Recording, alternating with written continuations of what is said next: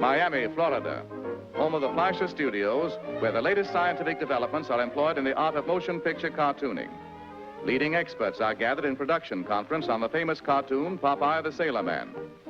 Hundreds of drawings comprising the results of their deliberations are arranged upon surrounding walls. The pictures representing highlights in the story's development are shifted around as department heads plan or change details of production. Known as idea or key drawings, they are given to a group of artists called animators. The animators further develop the idea by making additional sketches, each one of which bears a slight change in picture alignment and figure contour in order to depict a degree of progressed action.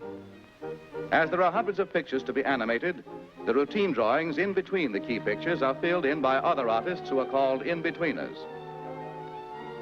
If you've ever flipped the pages of a pad of pictures drawn in sequence, you have no doubt observed how the action creates the illusion of motion. From the in-betweeners, the pencil drawings pass on to the cartoon inkers. The inkers trace the sketches on squares of celluloid. For short, they are called cells. They provide the characters with an invisible support and facilitate their arrangement with other figures as well as backgrounds. The ink drawings are then filled in with color.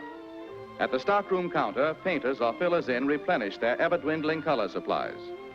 Great care must be exercised by the paint mixers.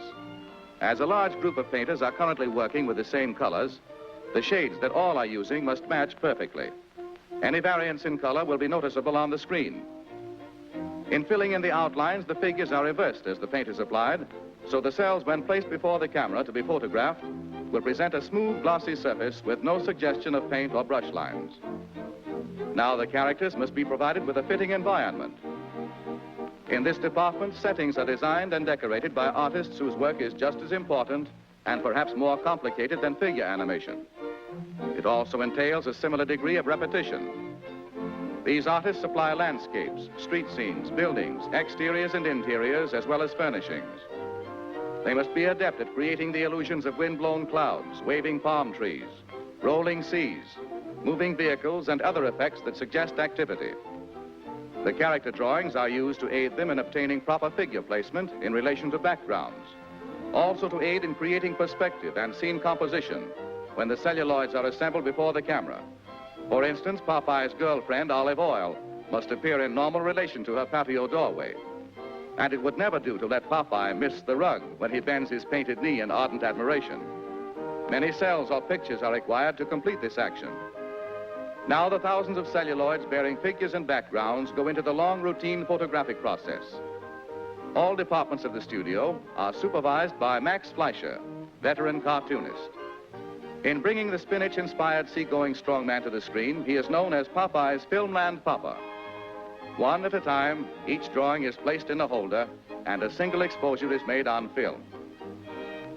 Upon this new apparatus, actual scenes are constructed to convey the idea of depth and to permit the movement of backgrounds. For instance, many drawings of this bird must be photographed, each one with the wings and other lines of body contour in slightly changed positions. Also, with each exposure, the background is moved to create the illusion of flight. The process must be repeated many times with all characters and accessories that simulate motion. When it is realized that hundreds of sheets of celluloid, each bearing characters, properties, or scenic effects, must be superimposed one over the other so that figures will pass and repass each other in photographic action, thousands of exposures become necessary to complete the entire motion picture. The production of film cartoons is long on routine and heavy with detail and requires considerable special equipment. The groups of pictures for each exposure are held in place by chromium register pins, and the holder is adjusted to the camera by heavy iron arms that lock in mesh.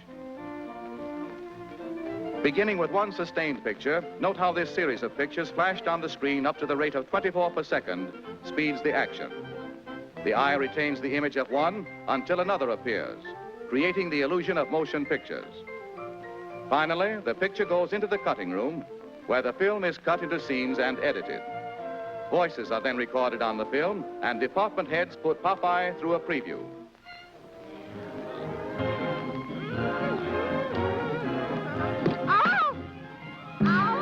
Thus, through popular science and out-of-the-inkwell illusion becomes fantastic screen entertainment.